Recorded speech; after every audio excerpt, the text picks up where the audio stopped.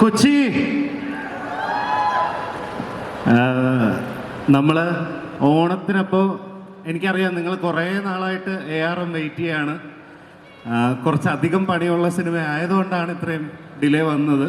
പക്ഷെ എന്തായാലും നിങ്ങൾക്ക് ഓണത്തിന് ഈ സിനിമ ഭയങ്കര ഒരു വിഷ്വൽ എക്സ്പീരിയൻസ് ആയിരിക്കും. അതുകൊണ്ട് എല്ലാവരും ഈ സിനിമ 3Dയിൽ തന്നെ കാണണം എന്നാണ് എനിക്ക് പറയാനുള്ളത്. പിന്നെ ടോവി ആണെങ്കിലും സുഹിത്തേട്ടനാണെങ്കിലും സുരഭി, അങ്ങനെ ലിസ്റ്റിൻ ചേട്ടൻ, അങ്ങനെ ഒരു വലിയൊരു ടീം. എനിക്ക് തോന്നുന്നു ഞങ്ങളെല്ലാവരുമായിട്ടൊരു 8 വർഷമായിട്ട് ഇതിൻ്റെ ഒപ്പമായിട്ട് 8 വർഷത്തെ സ്വപ്നമാണ് ഈ ഓണത്തിന് നടക്കാൻ പോകുന്നത്. അതുകൊണ്ട് നിങ്ങളെല്ലാവരും ഞങ്ങളുടെ ഒപ്പം ഉണ്ടാവണം, സിനിമ കാണണം, നിങ്ങളുടെ അഭിപ്രായം അറിയിക്കണം. Thank you. നമസ്കാരം.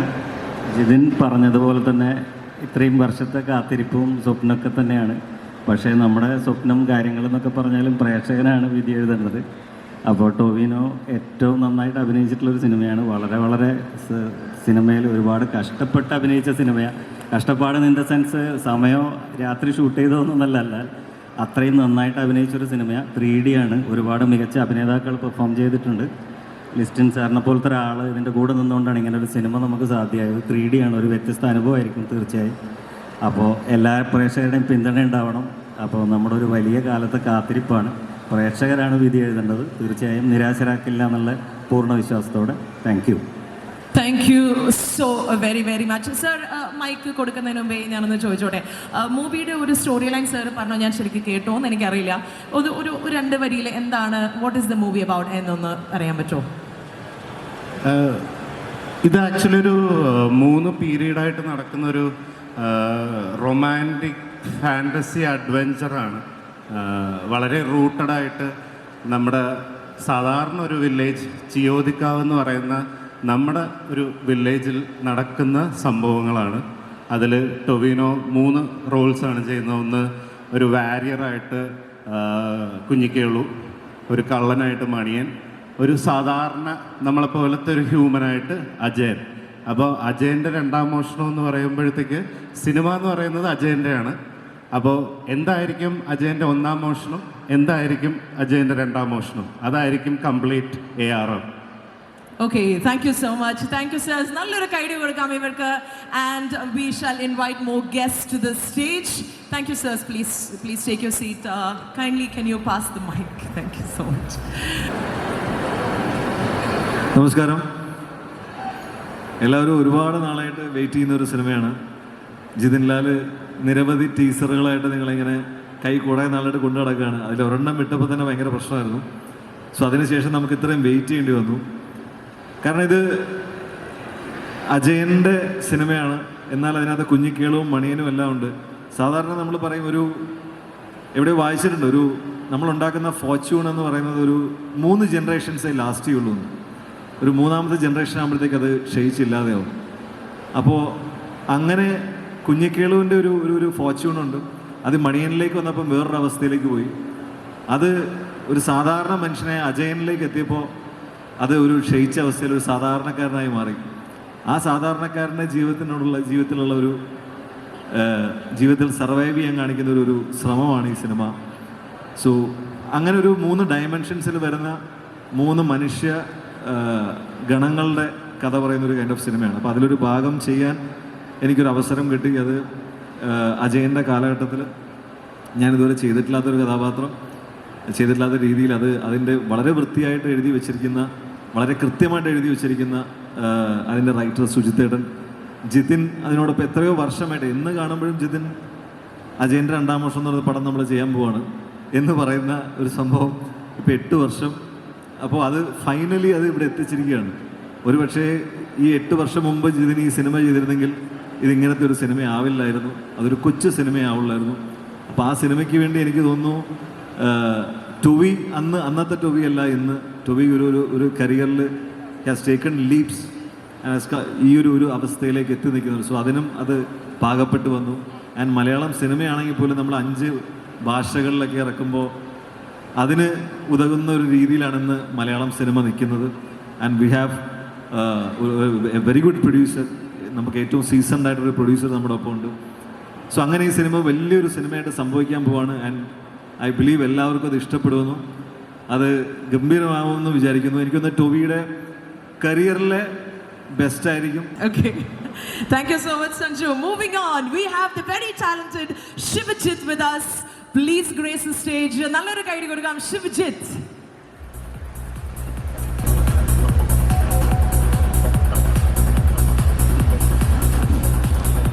നമസ്കാരം.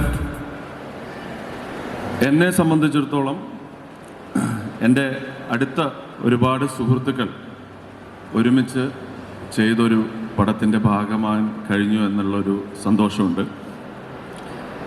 ജിതിനും ഒരു 8 വർഷമായിട്ട് ഈ സിനിമയുടെ പുറകെ ഉണ്ട്. അതിൻ്റെയൊക്കെ കുറേ പ്രീ പ്രൊഡക്ഷൻ വർക്കിലൊക്കെ എനിക്ക് സഹകരിക്കാൻ കഴിഞ്ഞിട്ടുണ്ട്. എനിക്ക് എടുത്തു പറയാനുള്ളത് ടോവിയെക്കുറിച്ചാണ്. 3 കഥാപാത്രങ്ങൾ ഒരു ആക്ടറിനെ സംബന്ധിച്ചിടത്തോളം ഒരു കഥാപാത്രമാവും 3 കഥാപാത്രങ്ങൾ, അതും 3ഉം യാതൊരു വിധത്തിലും ഒരു സിമിലാരിറ്റി തോന്നാത്ത വിധത്തിൽ 3 അതിൽ ടോവി ആയാലും ടോവിയുടെ പല പഴയ സിനിമകളായാലും ഒന്നും അതിൽ നമുക്ക് കാണാൻ കഴിയില്ല. ആ 3 ഡിഫറെൻറ്റ് വേഷം നമുക്ക് കാണാൻ സാധിക്കും. ഞാൻ എക്സൈറ്റഡ് ആണ്, നിങ്ങളെല്ലാവരും പോലെ വളരെ എക്സൈറ്റഡ് ആണ് പടം കാണാൻ. അപ്പം ഈ ഓണത്തിന് ARM 12-ാം തീയതി റിലീസ് ചെയ്യാണ്. എല്ലാവരും തിയേറ്ററിൽ പോയി കാണണം, അതും 3D ആയിട്ട് കാണണം. അപ്പോഴേ ഒരു വിഷ്വൽ ട്രീറ്റ് ആ സിനിമയിലുണ്ട്. ഒരുപാട് സന്തോഷം. Thank you. ഹലോ, എല്ലാവർക്കും നമസ്കാരം. Thank you. എൻ്റെ ജീവിതത്തിൽ, എൻ്റെ അഭിനയ ജീവിതത്തിൽ ഒരു 2ാം ഘട്ടത്തിലേക്ക് പോകുന്ന ഒരു സിനിമയായിരിക്കും ARM എന്ന് എനിക്ക് ഏറെ പ്രതീക്ഷയുണ്ട്. എന്ന് നിൻ്റെ മൊയ്തീൻ എന്ന സിനിമയിൽ അഭിനയിക്കാൻ പോയപ്പോൾ അവിടെ അസിസ്റ്റൻറ്റ് ഡയറക്ടറായിരുന്നു ജിതിൻ. അപ്പോൾ ജിതിൻ അന്ന് പറഞ്ഞിട്ടുള്ളൊരു വാക്കാണ്, ഞാൻ എപ്പോഴെങ്കിലും ഞാൻ ചോദിച്ചു, ഇപ്പോൾ അവരെ കണ്ടപ്പോൾ തന്നെ തോന്നി ഭാവിയിൽ ഒരു സിനിമയൊക്കെ എടുക്കാൻ സാധ്യത ഉള്ള ഒരാളാണെന്ന് തോന്നിയിട്ട് ഞാൻ അപ്പം തന്നെ ഒരു ചാൻസ് ചോദിച്ചു, സിനിമയൊക്കെ എടുക്കുമ്പോൾ എന്നെയൊക്കെ വിളിക്കുമോ എന്ന്. അപ്പോൾ പറഞ്ഞു, ഓ ഞാൻ സിനിമ എടുക്കുമ്പോൾ എന്തായാലും വിളിക്കുമെന്ന് പറഞ്ഞു. ആ സിനിമയിലുള്ളതുപോലെ തന്നെ വാക്കാണ് ഏറ്റവും വലിയ സത്യം എന്ന് പറഞ്ഞതുപോലെ അദ്ദേഹം ഒരു സിനിമ എടുത്തപ്പം, അതും ഇത്രയും വലിയൊരു സിനിമ എടുത്ത സമയത്ത് എന്നെ ക്ഷണിച്ചതിന്, വെറുതെ ക്ഷണിച്ചതല്ല, ടൊവിനോയുടെ നായികയായിട്ട് ക്ഷണിച്ചതിന് നന്ദി. ഇതിൽ ഞാൻ കൂടാതെ 2 നായികമാരും കൂടെ ഉണ്ട്, കൃതി ഷെട്ടിയും ഐശ്വര്യ രാജേഷും.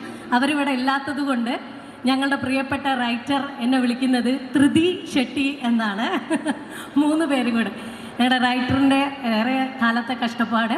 മണിയൻ എന്ന കഥാപാത്രത്തിൻ്റെ പേരായിട്ടാണ് ഞാൻ അഭിനയിക്കുന്നത്. എൻ്റെ ക്യാരക്ടറിൻ്റെ പേര് മാണിക്യം എന്നുള്ളതാണ്. അപ്പോൾ ഞാൻ ആ ക്യാരക്ടറിന് വേണ്ടിയിട്ട് ടോവി ഫിസിക്കലി മാത്രമല്ല, ഫിസിക്കലി ഒരു ആക്ടർ ഒരു ചലഞ്ച് എടുക്കുന്നത് അല്ലെങ്കിൽ അത് നമ്മൾ പലർക്കും എടുക്കാൻ പറ്റും.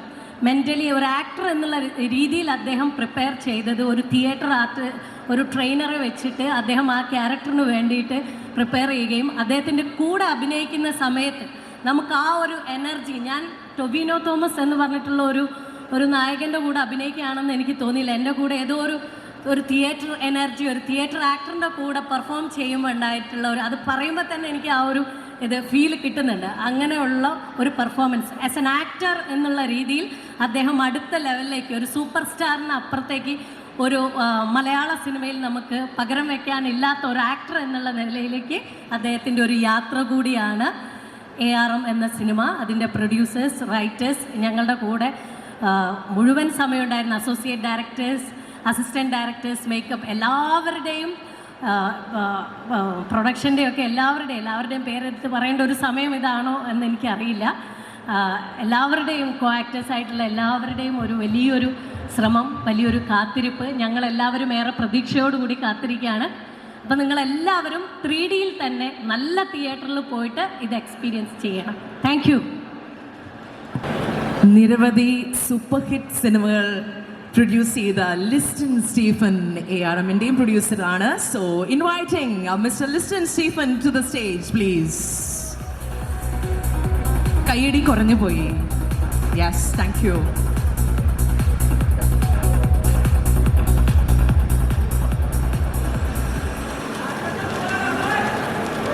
Good evening. വളരെയധികം സന്തോഷമുണ്ട്. ARM എന്ന സിനിമയുടെ മുമ്പ് ഇതിൻ്റെ ടൈറ്റില് അജയൻ്റെ രണ്ടാം മോഷണം എന്ന് തന്നെയാണ്. അപ്പോൾ അങ്ങനെ ഈ സിനിമയുടെ ഷൂട്ട് സ്റ്റാർട്ട് ചെയ്ത് കുറച്ച് ദിവസങ്ങൾ പിന്നിട്ടപ്പോൾ ജിതിൻ എന്നെ കൊണ്ടുവന്നിട്ട് ഇതിൻ്റെ ഷൂട്ട് ചെയ്തതിൻ്റെ ഭാഗങ്ങളെല്ലാം ഇവൻ കാട്ടി കഴിഞ്ഞ് കഴിഞ്ഞപ്പോൾ ഞാൻ ജിതിനോട് പറഞ്ഞു, നമുക്ക് ഇതിൻ്റെ ടൈറ്റിലൊന്ന് മാറ്റി പിടിക്കണം എന്ന് പറഞ്ഞപ്പോൾ, കാരണം ഇതിൻ്റെ ഒരു വിഷ്വൽ ആയിക്കോട്ടെ, ഇപ്പോൾ ടൊവിനോ തോമസ് എന്ന് പറയുന്ന ഒരു ആക്ടറുടെ ഒരു എഫേർട്ട് ആയിക്കോട്ടെ, ഈ സിനിമയുടെ മൊത്തം ഒരു ടോട്ടാലിറ്റി ആയിക്കോട്ടെ, അത് വളരെ നന്നായിട്ട് ഉണ്ട്. കാരണം ഞാൻ ഈ സിനിമയുടെ പ്രൊഡ്യൂസർ ആയതുകൊണ്ടിട്ടല്ല, ഇപ്പം എല്ലാ സിനിമകളും ഇപ്പം വർഷത്തിൽ 200 ചില്ലാനും സിനിമകൾ മലയാളത്തിൽ ഇറങ്ങാറുണ്ട്. അപ്പോൾ ആ സിനിമകൾക്കെല്ലാം ഫങ്ഷൻസ് വെക്കാറുണ്ട്, അല്ലെങ്കിൽ ഇതുപോലെ ഓഡിയോ ലോഞ്ച് ആയിക്കോട്ടെ, അല്ലെങ്കിൽ മറ്റ് അതിന് മുമ്പുള്ള ഫങ്ഷൻസ് ആയിക്കോട്ടെ, ഇപ്പോൾ ഓഡിയോ ലോഞ്ച് അല്ല, വെക്കാറുണ്ട്. അപ്പം സിനിമേനെ പറ്റി എല്ലാവരും സ്വാഭാവികമായിട്ട് ഇറങ്ങുന്നത് വരെ അതൊരു നല്ല സിനിമയാണെങ്കിലും മോശം സിനിമയാണെങ്കിലും അതിനെ പ്രശംസിച്ച് പറയാറുണ്ട്. അപ്പോൾ അങ്ങനെ ഇരിക്കെ ജിതിനി സിനിമ കാട്ടിയപ്പോൾ ഞാൻ പറഞ്ഞു, ഇതൊരു പാൻ ഇന്ത്യൻ സിനിമയായിട്ട് നമുക്ക് ഇതിനെ അവതരിപ്പിക്കണം. അങ്ങനെയാണ് ആ ഡിസ്കഷനിലൂടെയാണ് ഇതിനെ ARM എന്നുള്ള പേരിലേക്ക് ഞങ്ങൾ ഇതിനെ മാറ്റുകയും പിന്നീട് അജയൻ്റെ രണ്ടാം മോഷണം എന്നുള്ളൊരു പേര് മാറ്റിയിട്ട് ARM എന്നുള്ള പോസ്റ്ററിലൂടെ പിന്നീട് ഇതിന് പബ്ലിസിറ്റി ചെയ്യുകയുണ്ടായത്. അപ്പോൾ എൻ്റെ ഭാര്യ എന്നോട് ചോദിച്ചു, എന്തുകൊണ്ടിട്ടാണ് ARM എന്ന് മാറ്റിയെന്ന്. ഞാൻ പറഞ്ഞു, എൻ്റെ രണ്ടും കൽപ്പിച്ചുള്ള മോഹം എന്നാണ് ഞാനിതിനെ ഉദ്ദേശിച്ചിട്ടുള്ളതെന്ന് ഞാൻ പറയുകയുണ്ടായി.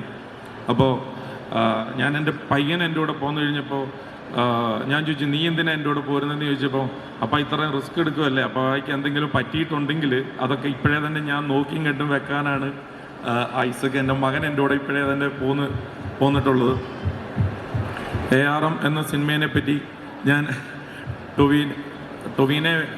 ടൊവിനോയോട് ഞാൻ പൊക്കി പറയുന്നതല്ല, ഞാൻ തീർച്ചയായിട്ടും ഈ സിനിമയ്ക്ക് ഇപ്പം നിങ്ങൾക്ക് ഇതിൻ്റെ പോസ്റ്റേഴ്സൊക്കെ കാണുമ്പോൾ തന്നെ അറിയാം, ഇതൊക്കെ ഒന്ന് ഇട്ട് ലൊക്കേഷനിലേക്ക് തന്നെ ഒന്ന് സെറ്റായിട്ട് വരണമെങ്കിൽ തന്നെ വളരെയധികം സമയമെടുക്കും. അപ്പം അത് ഷൂട്ട് ചെയ്ത് ഇത്രയും വലിയൊരു സംഭവങ്ങൾ ഷൂട്ട് ചെയ്തിട്ട് വരണമെങ്കിൽ കുറേ നാളുകൾ എടുക്കും. എനിക്ക് തോന്നുന്നത് കഴിഞ്ഞ വർഷം മാർച്ചിൽ ഇതിൻ്റെ ഫുൾ ഷൂട്ട് തീർന്നതാണ്. ഇപ്പോൾ നമ്മളിത് റിലീസ് ചെയ്യുന്നത് നെക്സ്റ്റ് ഇയറിൽ, അതായത് ഈ വർഷം സെപ്റ്റംബർ മാസമാണ്, ഓണത്തിനാണ് റിലീസ് ചെയ്യുന്നത്. അപ്പോൾ ഒരു സിനിമയുടെ പോസ്റ്റ് പ്രൊഡക്ഷൻ എന്ന് പറയുന്നത് തന്നെ ഏകദേശം 1.5 കൊല്ലത്തോളം എടുത്തു. ഈ 1.5 കൊല്ലത്ത് സാധാരണഗതിയിൽ നമുക്കൊരു 3-4 സിനിമകൾ നിർമ്മിക്കാനായിട്ട് സാധിക്കും. സാധാരണഗതിയിൽ അത്രയും സമയം തന്നെ ഇതിൻ്റെ പോസ്റ്റ് പ്രൊഡക്ഷൻ എടുത്തിട്ട് അത്രയും സമയം ഇതിന് വേണ്ടിയിട്ട് സ്പെൻഡ് ചെയ്തിട്ടുണ്ട്, ഇതിൻ്റെ പോസ്റ്റ് പ്രൊഡക്ഷൻ ആയിക്കോട്ടെ. അതുപോലെ തന്നെ ഞങ്ങൾ ഈ സിനിമ ഓരോരുത്തർക്ക് കൊടുക്കുമ്പോഴും ഇതിൻ്റെ VFX ചെയ്യാനായിക്കോട്ടെ, 3D ചെയ്യാനായിട്ട് ഇത് കൊടുക്കുമ്പോഴും അവരൊക്കെ ഭയങ്കര എക്സൈറ്റഡ് ആയിരുന്നു. അങ്ങനെ ഇരുന്നപ്പോഴാണ് നമ്മൾ ഈ സിനിമ ഏറ്റവും നല്ല രീതിയിൽ റിലീസ് ചെയ്യണം. അപ്പം മലയാളത്തിൽ ടൊവിനോയുടെ സിനിമ എങ്ങനെയാണോ റിലീസ് ചെയ്യുന്നത് അതുപോലെ തന്നെ ആ രീതിയിൽ തന്നെ ഈ സിനിമ എല്ലാ ലാംഗ്വേജിലും, ഹിന്ദിയിലായിക്കോട്ടെ, തെലുങ്കിലായിക്കോട്ടെ, കന്നഡയിലായിക്കോട്ടെ, തമിഴിലായിക്കോട്ടെ, എല്ലായിടത്തും ഇതേ വലുപ്പത്തിൽ തന്നെ റിലീസ് ചെയ്യണമെന്നുള്ള ഉദ്ദേശം കൊണ്ടിട്ട് ഞങ്ങൾ ഈ സിനിമ എല്ലാവരെയും കാണിച്ചു, ഏറ്റവും ടോപ്പായിട്ടുള്ള ഡിസ്ട്രിബ്യൂട്ടേഴ്സിനെ. അങ്ങനെ ഈ സിനിമ കാട്ടിയതിൻ്റെ പശ്ചാത്തലത്തിൽ ARM എന്ന് പറയുന്ന സിനിമ കന്നഡയിൽ റിലീസ് ചെയ്യുന്നത് ഹോംബാലെ എന്ന് പറയുന്ന ബിഗ് പ്രൊഡക്ഷൻ ഹൗസാണ്. അതുപോലെ തന്നെ ഈ സിനിമ ഹിന്ദിയിൽ ചെയ്യുന്നത് ഇപ്പോൾ KGF പോലെയുള്ള, കാന്താര പോലെയുള്ള എല്ലാ വലിയ ചിത്രങ്ങളും അവരുടെ ബാനറിൽ വരാറുണ്ട്. അതുപോലെ അനിൽ തടാനി ആണ് ഈ സിനിമ ഹിന്ദിയിൽ റിലീസ് ചെയ്യുന്നത്. തെലുങ്കിൽ ഈ സിനിമ ചെയ്യുന്നത് തെലുങ്കിലെ നമ്പർ 1 പ്രൊഡക്ഷൻ ഹൗസായ മൈത്രി മൂവി മേക്കേഴ്സാണ് ഈ സിനിമ തെലുങ്കിൽ റിലീസ് ചെയ്യുന്നത്. അപ്പോൾ ഞങ്ങൾക്ക് ഇനിയും ഇതുപോലെ തന്നെ ഒരു ഫംഗ്ഷൻ വേറൊരു സ്ഥലത്തും അടുത്ത ദിവസം ഉള്ളതാണ്. അപ്പം എല്ലാം കൂടെ ഒരു സ്ഥലത്ത് പറയാൻ പറ്റിയല്ലാത്തതുകൊണ്ടിട്ട് കാര്യം മാത്രം അടുത്ത ദിവസം ഞങ്ങൾ റിവീൽ ചെയ്യുന്നതാണ്.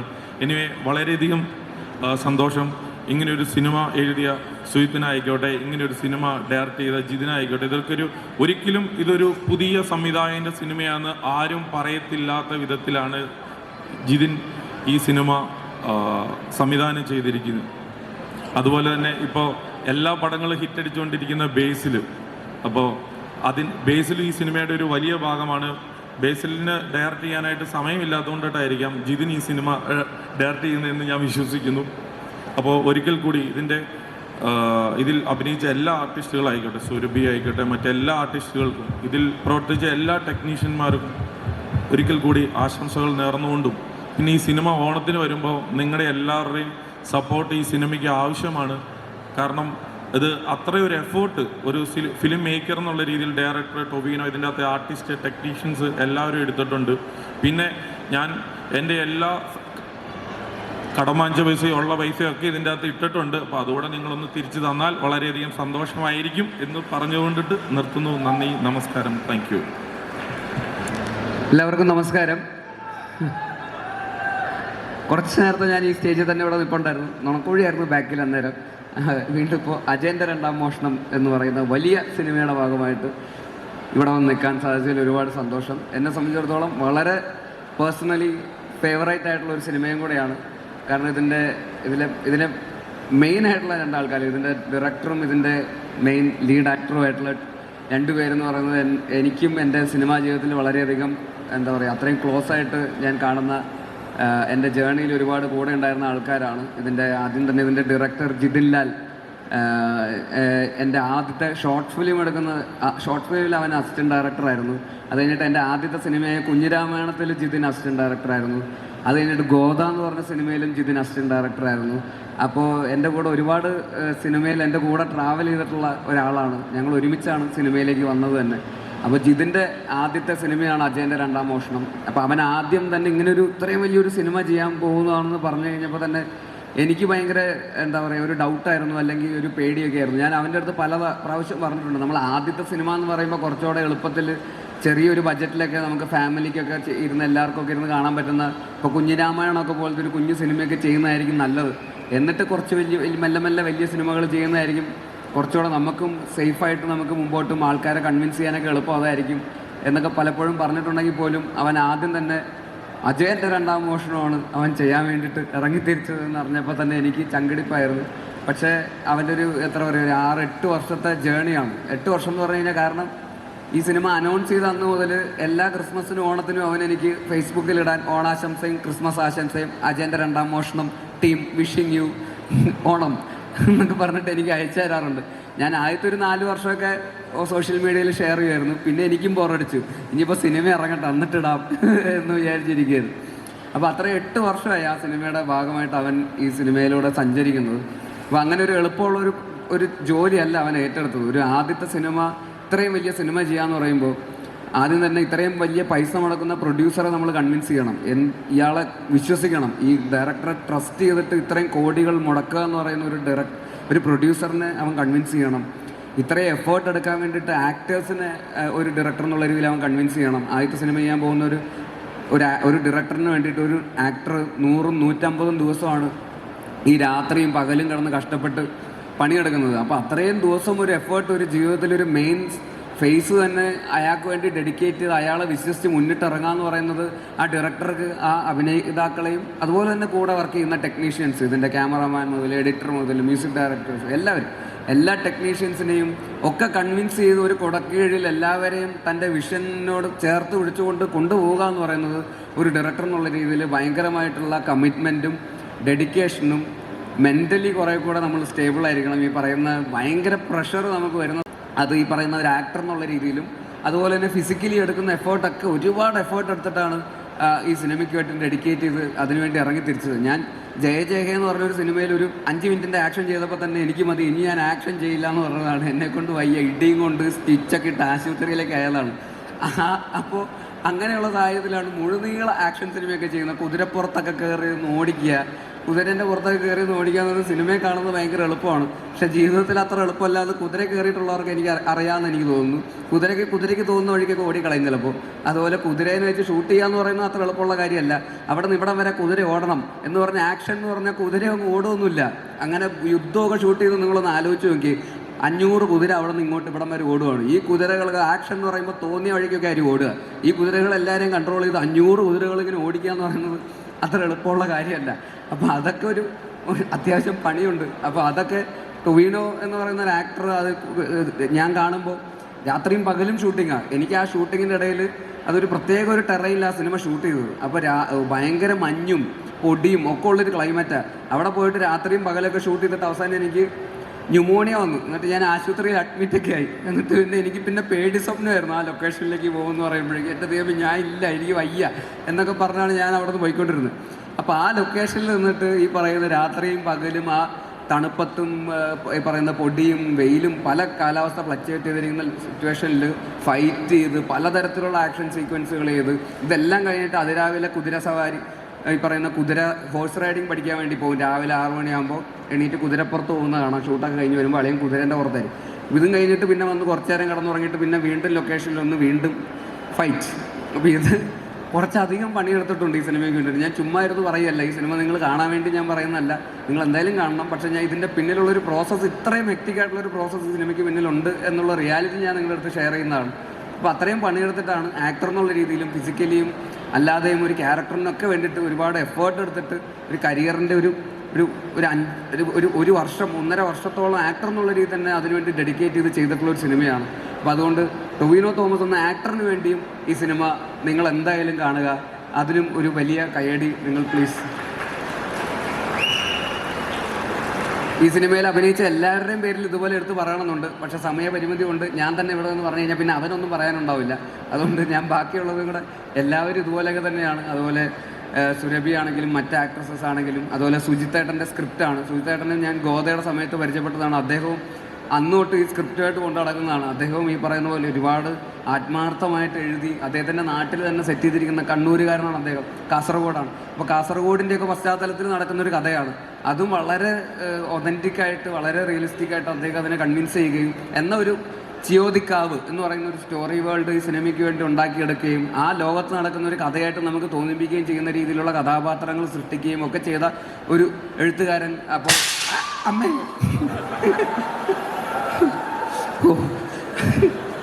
ആ ഫ്ലോഗ് പോയി, നീ പറഞ്ഞ് ചെയ്യിപ്പിച്ചാണോ ഇത്? സാധാരണ ഇങ്ങനത്തെ പരിപാടി നിന്റെ ഭാഗത്തുനിന്ന് ഉണ്ടാവാറ്. അപ്പോൾ എന്തായാലും നമ്മൾ പറഞ്ഞു ആ ചിയോദിക്കാവ്. അപ്പോൾ നന്നായിട്ട് എഴുതിയിട്ടുണ്ട്. അതുപോലെ ഇതിൻ്റെ പ്രൊഡ്യൂസർ ലിസ്റ്റിൻ ചേട്ടൻ, അദ്ദേഹവും ഈ പറയുന്ന പോലെ നേരത്തെ പറഞ്ഞ പോലെ കടം മേടിച്ചും കുടുംബം വിറ്റുമൊക്കെയാണ് എന്നൊക്കെയാണ് അദ്ദേഹം പറയുന്നത്. അത് ഞാൻ വിശ്വസിക്കുന്നില്ല. എന്നാലും ഇത്രയും റിസ്ക് എടുത്തിട്ടാണ് ഈ സിനിമ അദ്ദേഹവും ചെയ്തിരിക്കുന്നത്. കാരണം ഇതിന് അത്യാവശ്യം നല്ല രീതിയിൽ കാശ് ചിലവായിട്ടുണ്ട്. അപ്പോൾ അത് ഇത്രയും ലാംഗ്വേജസിലൊക്കെ ഇറക്കി ഇത്രയും ആൾക്കാരുടെ മുമ്പിലേക്ക് എത്തിച്ച് അത് ആ സിനിമ ഇവിടെ ഒന്നും നിൽക്കേണ്ട ഒരു സിനിമയല്ല, അത് കുറേ കൂടെ ലാർജർ ഓഡിയൻസിലേക്ക് ഇത് എത്തണം എന്നുള്ളൊരു വിഷൻ അദ്ദേഹത്തിൻ്റെ ഭാഗത്ത് നിന്നുണ്ടാവുകയും അങ്ങനെയാണ് ARM എന്നുള്ള പേരിലേക്ക് എത്തുന്നത് തന്നെ ആ ഒരു തോട്ട് പ്രോസസ്സിൻ്റെ ഭാഗമാണ്. അജയൻ്റെ 2ാം മോഷണം എന്ന് ഹിന്ദിയിലും തമിഴിലൊക്കെ പോയി കഴിഞ്ഞാൽ അവർക്ക് ചിലപ്പോൾ ചേട്ടൻ ഒരു അജയൻ്റെ എന്ന് പറയാൻ ചിലപ്പോൾ ടിക്കറ്റ് എടുക്കാൻ നേരത്തെ ചിലപ്പോൾ ബുദ്ധിമുട്ടുമായിരിക്കും എന്നുള്ള ഒരു റിയലൈസേഷൻ കാരണമാണ് അദ്ദേഹം അതിന് ARM എന്നിട്ട് കഴിയുമ്പോൾ ഇപ്പോൾ തമിഴ്നാട്ടിൽ പോയാലും ഹിന്ദി പോയാലും എല്ലാവർക്കും ARM എന്നൊക്കെ പറയാൻ എളുപ്പമാണല്ലോ. അപ്പോൾ അത് നല്ലൊരു കയ്യടി അദ്ദേഹവും അറിയിക്കുന്നുണ്ട്. ആ റിസ്കിന് എല്ലാവരും പ്ലീസ് ലിസ്റ്റിൻ ചേട്ടൻ, അതുപോലെ എല്ലാ ടെക്നീഷ്യൻസും, ADs, ബാക്കി ക്രൂ, ഇവരുടെയൊക്കെ എഫേർട്ട് നേരിട്ട് കണ്ടിട്ടുണ്ട്. അതിൻ്റെ ഒരു ചെറിയ ഭാഗം എന്നുള്ളതിൽ എനിക്കിത് വളരെ ജെന്യുവനായിട്ട് പറയാൻ പറ്റും. അപ്പോൾ തീർച്ചയായിട്ടും ഈ സിനിമ ഓണത്തിന് തിയേറ്ററുകളിലെത്തുമ്പോൾ നിങ്ങളുടെ എല്ലാവരുടെയും സപ്പോർട്ട് ഉണ്ടാവണം. മലയാള സിനിമയ്ക്ക് നമുക്ക് എന്താ പറയുക അഭിമാനിക്കാവുന്ന, മലയാളികൾക്ക് അഭിമാനിക്കാവുന്ന ഒരു സിനിമയായിട്ട് അജയൻ്റെ 2ാം മോഷണം മാറട്ടെ എന്ന് ആത്മാർത്ഥമായി ആഗ്രഹിക്കുന്നു. ഒരിക്കൽ കൂടി നിങ്ങളുടെ എല്ലാവരുടെയും സപ്പോർട്ട് ആഗ്രഹിക്കുന്നു. ഇതിലുള്ള എല്ലാവർക്കും ആശംസകൾ അറിയിക്കുന്നു. Thank you so much.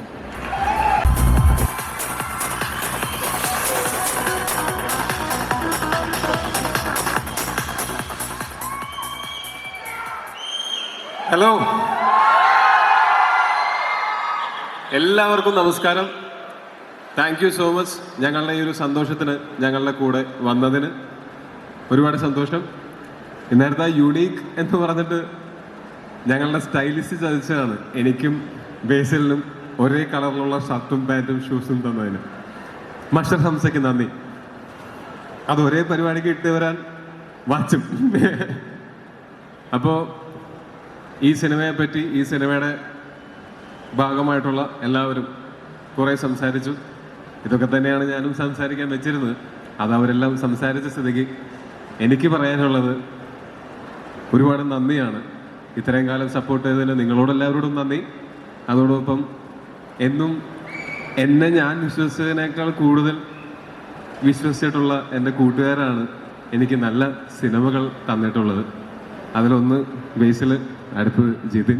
ഇതിനു മുമ്പും ഈ തല്ലുമാലയും ഒക്കെ ചെയ്യുന്ന സമയത്ത് എനിക്ക് ചെയ്യാൻ പറ്റുന്ന കാര്യങ്ങൾ എന്ന് ഞാൻ വിചാരിച്ചിരുന്ന കാര്യങ്ങളെക്കാൾ കൂടുതൽ എന്നെക്കൊണ്ട് ചെയ്യിക്കുന്ന നല്ല സംവിധായകരായിട്ടുള്ള സുഹൃത്തുക്കളുണ്ടായത് എൻ്റെ വലിയ ഭാഗ്യമായിട്ട് ഞാൻ കാണുന്നു. പിന്നെ ഈ സിനിമയുടെ ഓരോരുത്തരും, ജിതിൻ എൻ്റെ അടുത്ത് ഇത് പറയുന്ന സമയത്ത് മുതൽ സുഹിത്തേട്ടനുമുണ്ട്. ആദ്യം ആ സ്വപ്നം കണ്ടു തുടങ്ങിയത് ജിതിനും സുഹിത്തേട്ടനും കൂടിയിട്ടാണ്. പിന്നെ ആ സ്വപ്നത്തിലേക്ക് ഞാൻ വന്നു. അങ്ങനെ ഓരോരുത്തരായിട്ട് വന്നു. ഇപ്പോൾ ആ സ്വപ്നം ഓൾമോസ്റ്റ് നമ്മൾ ആ സ്വപ്ന സാക്ഷാത്കാരത്തിലേക്ക് പറയണ്ടായിരുന്നു. സ്വപ്ന സാക്ഷാത്കാരത്തിലേക്ക് ഞങ്ങൾ എടുക്കുകയാണ്. അപ്പോൾ ഇതിൻ്റെ കൂടെ സപ്പോർട്ട് ചെയ്ത് കട്ടയ്ക്ക് നിന്ന ഒരു പ്രൊഡ്യൂസർ ഞങ്ങൾക്ക് ഉണ്ടായിരുന്നു. അതല്ലെങ്കിൽ ഇങ്ങനൊരു സിനിമ ഞങ്ങൾക്ക് ചിന്തിക്കാൻ പോലും പറ്റില്ലായിരുന്നു. പ്രിയപ്പെട്ട ലിസൺ സ്റ്റീഫൻ, നിങ്ങൾ കടം മേടിച്ചിട്ടുണ്ടെങ്കിൽ നിങ്ങൾ കടം കൊടുക്കുന്ന ആളായി മാറട്ടെ. നിങ്ങൾ വീട് വിറ്റിട്ടുണ്ടെങ്കിൽ നിങ്ങൾക്ക് ഒരുപാട് വീടുകൾ വാങ്ങാൻ പറ്റട്ടെ. ഈ പടം കൊണ്ട് ഈ സിനിമയിൽ വർക്ക് ചെയ്ത ഓരോരുത്തർക്കും, ഈ സ്വപ്നത്തിൻ്റെ കൂടെ നിന്ന ഓരോരുത്തർക്കും ജീവിതത്തിൽ വലിയ വലിയ വിജയങ്ങളും വലിയ വലിയ സന്തോഷങ്ങളും തുടർന്ന് ഉണ്ടാവട്ടെ എന്നാണ് ഞാൻ ആഗ്രഹിക്കുന്നത്. ഈ സിനിമയിൽ അഭിനയിച്ചിട്ടുള്ള എല്ലാവരുടെയും ഏറ്റവും നല്ല വേഷങ്ങളിലൊന്നായിട്ട് ഈ സിനിമയിലെ വേഷങ്ങൾ മാറട്ടെ. ഇതിൽ വർക്ക് ചെയ്തിട്ടുള്ള ടെക്നീഷ്യൻസിൻ്റെ എല്ലാവരുടെയും എല്ലാം നല്ല ടോപ്പ് നോച്ച് ടെക്നീഷ്യൻസാണ് ഈ സിനിമയിൽ വർക്ക് ചെയ്തത്. പക്ഷെ എങ്കിലും അവരുടെ കരിയറിലെ തന്നെ വളരെ പ്രധാനപ്പെട്ട ഏറ്റവും നല്ല സിനിമകളിൽ ഒന്നാവട്ടെ ഈ സിനിമ എന്ന് ഞാൻ ആഗ്രഹിക്കുന്നു, പ്രതീക്ഷിക്കുന്നു. പിന്നെ ഈ സിനിമ കുറേ കാലങ്ങളായിട്ട് ഈ സിനിമയെ പറ്റി സംസാരിക്കുന്നതാണ്. എൻ്റെ കഴിഞ്ഞ ഒരു 4-5 സിനിമകളുടെ റിലീസിൻ്റെ സമയത്ത് എൻ്റെ അടുത്ത് ഇതിൻ്റെയും എമ്പുരാൻ്റെയും